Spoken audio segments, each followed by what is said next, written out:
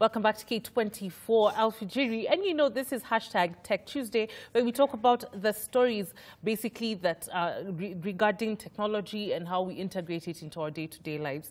And today we are going to try and answer a question that has been asked and argued about for years. Which is better, Mac or PC? And to do that with us, we have Benson from Mac and More. This is not your first time. You're not a stranger. Thank you. In fact, I don't even have to tell you where the tea is kept. I can direct you to the kitchen. Thank you. All right. So even in your line of work, you deal with Mac items, although you still do deal with some Windows items as well. Correct. But I feel that in this discussion, you might be a little more biased towards Mac. Okay. Yeah. Do you think you will be or not? I'll try and exercise restraint. All right. Yes. Let's get started. First of all, one of the things that have made Mac stand out over years and years and years is aesthetics. It's the design, how it looks, versus, you know, Windows computers where people can say, you know, Windows are very functional. They have helped us in our lives. A PC is just great. A lot more people have PCs than Macs, but they say that PCs are just not attractive. What do you have to say to that? Thank you. Yeah. First of all, I want to clarify something. A Mac is actually a PC. Yes. So when we are making this comparison... Yes, we should talk about Mac versus Windows, not... Actually, we cannot even go that way. Maybe I come to that. Yes. If you have looked at the articles that Apple keeps authoring on whenever they're issuing anything, they say Apple revolutionized the PC in the 70s. Yes. And then reinvented the Mac in 80s. Now, what it means on a PC simply means a personal computer. Yes. And these are the computers before the mobile devices that we're having today. So that is one thing I wanted to clarify. But then to put it in perspective, I would say that we are looking at Apple computer in form of a laptop or a desktop versus the others. Yes, versus the others, basically. Yes. Versus others. Yes. Yes, that is how we're looking at it. All right, let's go back now to the issue of design. Yes. One of the things that Apple have prided themselves in since the founding of Apple in the 70s by Steve Jobs is the focus on aesthetics and design. Yes. Even as they try and create a great computer, a great product, they've also been focusing on how good the computer looks to the eye. Correct. And the others, as you say, it has been said that there's not been that much focus. Although I believe Windows are catching up, because I've seen some pretty darn attractive computers in the last few years. Agreed. Coming from computers that run on Windows. Agreed. That's really quite attractive. So I don't know what you have to say about this. Do you believe that Mac is leading the market in as far as design and aesthetics are concerned? I think I would not have put it any better. Yeah. It is true that Apple focuses on the design. Yes. And they don't just focus on the physical or the outside of the design. The design that is built into Apple systems goes across the board. Yes. You're looking at both hardware and software. Yes. You're looking at trying to make sure that you place each and every item where it can be optimized so that the customer can get the best experience. But as you rightly said, we have pretty good designs on the other side. You have seen now most of what is now known as PCs have also adopted the all-in-one solution. So you no longer see the traditional CPU. Yes. You can still have the built-in units. But then there's still more things that are happening on the Mac side that are yet to come on the Windows side. Yeah, like what, for instance? A few years back, for example, in 1998, Apple replaced all the serial ports. All the ports. We used to have things called serial port, SCSI port, parallel port. They were all replaced with a single port called USB, Universal Serial Bus. Yes. Which has been in operation for quite some time. And after that, the PCs followed it up. Yes. Today, for example, they have replaced the entire ports on their current Macs with a single port as well. Which I think when you can show people, yes. because you're showing this to me, this tiny little computer. Yes, exactly. Yes. So as you can see here, you have these ports. This is called USB-C or Thunderbolt 3. A Thunderbolt 3, yes. Yeah. Now, this port can be used to do almost anything you want to put as an I/O, input, output to your computer. So if you're talking about getting a video out of this place, if you're talking about copying data inside the computer, if you're talking about projecting or charging the computer, the power adapter, you're using a single port. So we believe this is going to be very good because then it helps you to easily connect things without having to wonder about which one connects where. Yeah, and you know, when you look at most modern, the PC I have on my lap right now is by no means an older model. I mean, it's an i5, 7th generation, but as you can see, it has all these ports happening, a few USB ports. But one thing that I've realized, and no, it still has the CD port as well. Correct. If you know, contrast it with this particular model, which is, you said, is a 2017? 2017 model. Yes. It's pretty much, in fact, I don't know if you can close it so they can see how thin this computer is. Wow. Yeah.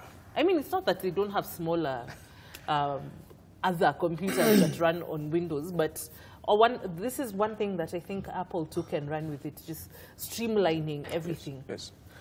Now, there's two things I want to talk about. The ports that are available on the Windows, I mean on the PC laptop, like the VGA port, the USB port, SD card. Yes. HDMI. Yes, HDMI port. You're talking about the CD drive. Yeah. Some of them really also are getting phased out because if you look at a DVD drive or a CD drive, how much content can it hold versus what the cloud is now able to offer? So with the fast internet, it really may not be very much necessary to have a DVD. And then, you see, Macs are used also very strongly in creative fields. Yes. And the more detailed content you're trying to create, either in the form of a video or in the form of a graphic design, the more space it wants to take. So you may not be able to get a World Cup video on the space that a DVD can hold. The DVD then becomes less. So as it becomes less, it starts now getting out of the way. Wow. Yes.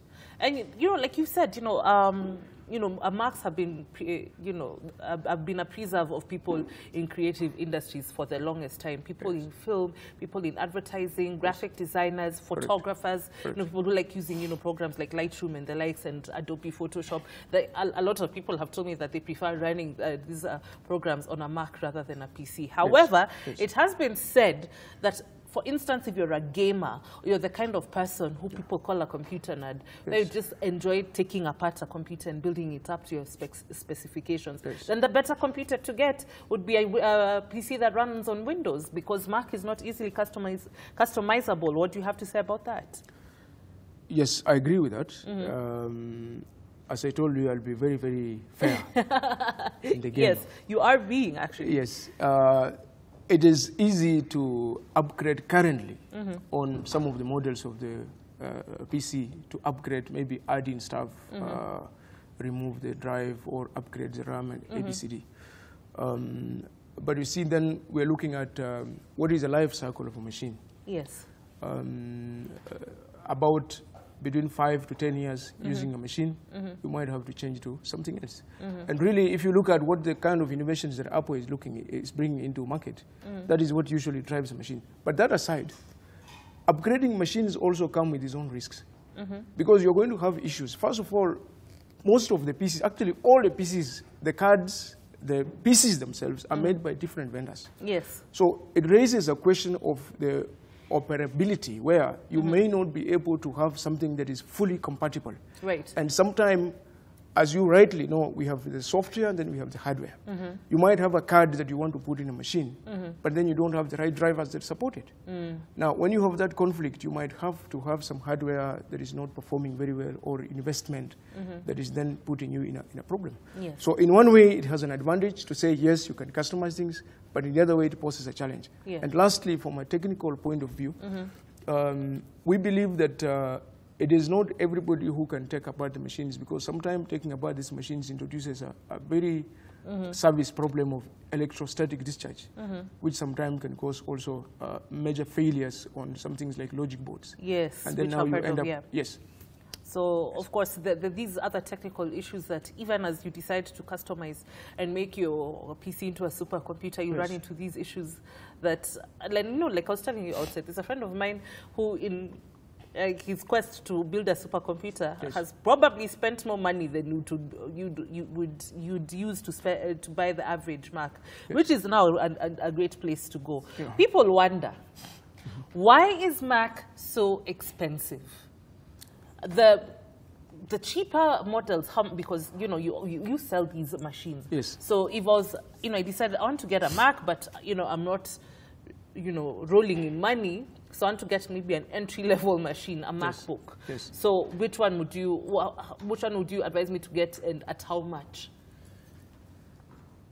I think first of all I want to say that if you are looking at Apple in terms of the general market share or in terms of the pricing, it will not be fair if you are comparing a model of a PC that does not match the same specs with what Apple is producing, and then saying that this could be expensive or either. But having said that, you must also understand that Apple comes with so many things that probably you may not get on the Windows machine. For example, the built-in apps that come out of the box. Yes. We have also the superior hardware. Remember the features that we are talking about, the latest technology, you know, state-of-the-art design, and so forth and so on. It actually justifies the price. So if you took that and put it side by side with a comparable PC laptop or PC desktop, the issue of the price, as you've said, in the process of even trying to upgrade, would just disappear. Let me give you an example that I wanted to let you know. IBM, which is one of the oldest PC manufacturers, has now sold its, I mean, they moved out of that because now it is being used as Lenovo, which is probably the biggest market share at the moment. Yeah, it is among the PCs. They have agreed that whenever they deploy their solution, because they are very good in enterprise software and solutions, it is cheaper to do it on the Mac than to do it on the Windows machine when you are looking at the total cost of ownership. Wow. So I think this is something that I'm not just trying to talk about it. So when you look at the total cost of ownership, software versus hardware, probably the Mac is even cheaper. No, but you know, when you look at, like if you go on Amazon, for instance, they're selling gaming computers that come high-end, virtual reality ready, carry a memory of 1 terabyte. And these computers will cost maybe $1,200 or thereabouts. Correct. But a machine with similar specifications among Mac will take a lot of money, a lot more money. Like at least you'll be, in the very least, you'll be paying about $400, $500 more. Why is that? Because people talk about something called the Apple tax. I'm sure you've heard about it as an Apple vendor. It's not an actual tax, but people call it that because they really struggle to understand why Apple products, just whether it's phones or tablets or computers, whether desktop or laptops, why they cost so much more. I'm still going back to the same thing. Really. Cost is relative. It depends on what you're looking at. We're looking at the value that the Apple equipment offer, whether you're looking at the desktop or the laptop in this sense. And I really don't agree that for the same specs you can pay less on the PC side. Maybe the person who is paying less is only focusing on the software. They haven't focused on putting Windows, making sure that there is going to be some apps that you need to run that, and those cost a little bit more. You know what, you're absolutely right, because for instance, if I'm going to get a gamer a laptop or a gamer computer that is virtual reality ready, I've just bought the machine, I've just gotten the hardware. So the software is missing, which will put me further in the hole, but enthusiasts of Mac say that if I'm buying a computer worth $1,500, that's it. That will be the extent of my investment. I'm not going to spend a penny more. Correct. Wow. If you have a budget of how much you want to spend, we have machines that accommodate you actually from $500 onwards. There is a desktop called Mac Mini on the Apple side, which is costing only $500. Wow. And I think anybody looking at a basic and entry-level machine, they can go for that. Even on the laptop, there's a MacBook Air, which is costing less than $1,000. It's not even $1,000. About 90-something thousand shillings. Yes, correct. Yes. And that can be very good on, people who want to do just the normal computing work. But when you're looking at creativity, when you're looking at doing high-end video editing, you want to have, run graphics or photography, then you will have to go for a pro solution. Yes. Another thing that Windows users are always complaining about is software that you have to keep renewing the license. So I bought the software, but every year I have to renew it, and which takes money and things like that. Do Mac users face the same challenges? Okay, regarding software, maybe that is also another thing I can mention. Yeah. On the software, you have the operating system, which really drives the hardware. And then you have the apps, the tools that we use to create anything, be it writing a letter, doing an email, by doing any kind of job, audio or video or something. Yeah. When it comes to renewing license or not renewing, that depends on the vendor that is supplying the software. One of the advantages that Apple have is because they make both the software and the hardware in terms of the operating system and the design of the hardware itself. Yes. So over the years, for almost over a decade now, they've been offering the operating system for free. Yeah. So that is an advantage if you're on this side. But then on the PC side, because you realize PC, most of them they're using Windows. A few use Linux, but most of the PCs are on Windows. Yes. Are on Windows. Yeah. Now the Microsoft does not make hardware, so you need an operating system. You've got to pay for it because there is a different thing. Yeah. So I think that is one thing that you need to distinguish. Actually, you've actually made a great point, because that takes us to the next. That's kind of like a pro for Mac. Yes. The fact that they have a better user and customer support, because the same people who make the software, the same people who make the hardware. Yes. And the fact that around the world, there are literally Mac stores everywhere. Right here in Nairobi, how many are there? Like, okay, not an official Mac store, but stores where you can get user support. There are few. Yes.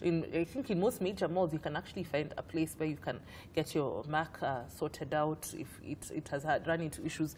But then again, on the flip side, when I've had an issue with my Windows, Windows are the ones that make my software, right? But my hardware is either made in China or in Japan or in the United States, so that user support is not present. I don't know what you think about that.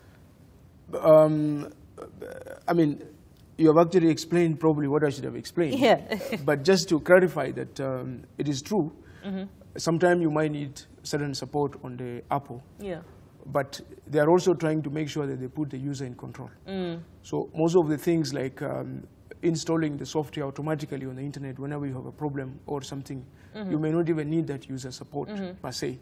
Maybe if there is a hardware item, that is when you have to walk into an Apple store or into an authorized service provider, and they can offer you the services. On the other side, also we have got different options to service your equipment for PCs. Yeah. But as you rightly said, because of the, it's not coordinated, it's not made from the same supplier, you're bound to have some disparities. Yeah. And the reason why the software and the hardware, when they are working together, when they are made for each other, they work better, is because whoever is designing both, can quickly identify if there is a revision of something, and then it is just released in form of an update. Wow. Yes. Right. And the other thing that I've noticed is that when Windows 10 came in, it was an upgrade of Windows 7 and Windows 8. Yes. And, Windows 10 chose to create a better user environment. And with that, the customization actually made it easier for, makers of PCs that run on Windows to even create things like touchscreen computers, which is not something that we started seeing with computers on the Mac platform. Yes. So I don't know if that is a thing. Do you think that is a great disadvantage, or you're basically like, watch our Jibambe, don't touch the computers, let them, Mac is still better? No, not really. Yes. First of all, Windows is made by a company called Microsoft. Yes.